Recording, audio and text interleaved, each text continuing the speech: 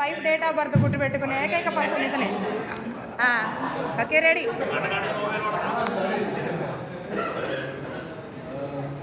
Thank you very much Kishore Guru, thanks చెప్పాలి. ఎందుకంటే 34 years మనం కలుస్తున్నామని చాలా బలవంతం పెట్టాడు. ఈరోజు యాక్చువల్గా మా అబ్బాయి పోస్ట్పోన్ డ్యాన్స్ ఉండేది, రేపు మార్నింగ్ నేనే రిక్వెస్ట్ పోస్ట్పోన్ చేసి దాన్ని ఈరోజు రావడం జరిగింది. Thanks for Kishore. నేను హైదరాబాద్లో సెటిల్ అయ్యాను. టీవీ5లో ఎంటర్టైన్మెంట్ హెడ్గా ఉన్నాను. అలాగే తెలుగు ఫిల్మ్ ఇండస్ట్రీ జర్నలిస్ట్ అందరికీ ప్రెసిడెంట్గా కూడా ఉన్నాను. దాదాపు 22 years అయింది నేను మీడియాలోకి వచ్చి. పిల్లలు కూడా మా అబ్బాయి సెకండ్ ఇయర్ అవుతాడు, పాప ఇంటర్మీడియట్ ఫస్ట్ ఇయర్కి వచ్చింది. అలాగే కూర్చుని డ్యాన్స్ క్లాస్.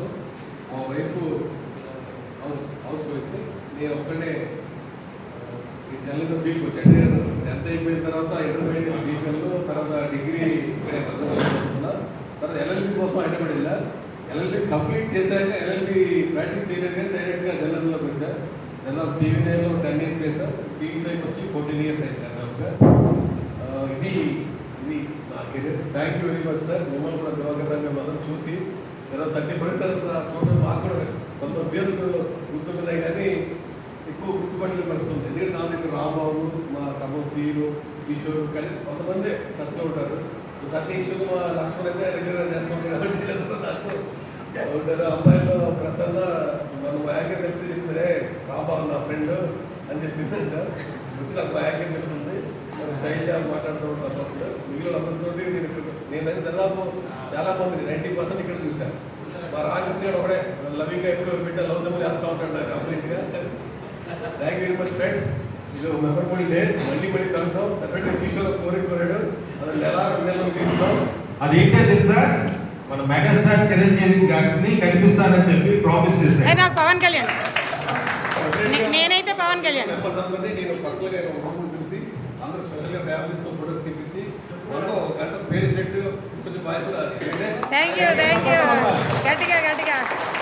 ఇది ఎవరు ఇవ్వలేరు, మా రాంబాబు మాత్రమే ఇవ్వగలడు. అలాగే రాంబాబు గురించి చెప్పాడు, కానీ రాంబాబు చిన్నప్పుడు చదువుతున్నప్పుడు ఏం చేశాడు అది చెప్పలేదు మనకి.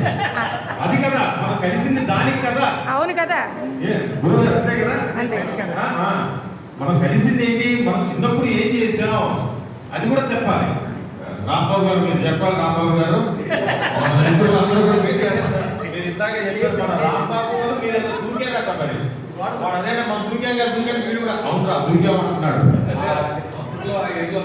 చేసాప్పుడు మనం అలా చేసాడు. ఏం చేయట్లేదు, ఫోన్లు పెట్టి కూర్చుంటారు. అప్పుడు ఫోన్లు గంటలు నేను రాంబాబు సతీష్ రెగ్యులర్ సాయంత్రం అయితే 5 దాటితే కదా రచ్చ చేసేవాళ్ళు. ఇక రచ్చకుండా అబ్బాయిలు ఎందుకు లేదు. సతీష్ అంటే చెప్పి సతీష్ గారు బాగా ఎక్కువ బేసికల్గా డేస్ నిజంగా నెంబర్ కూడా డేస్ అయ్యి అవి మళ్ళీ తిరిగి రావు.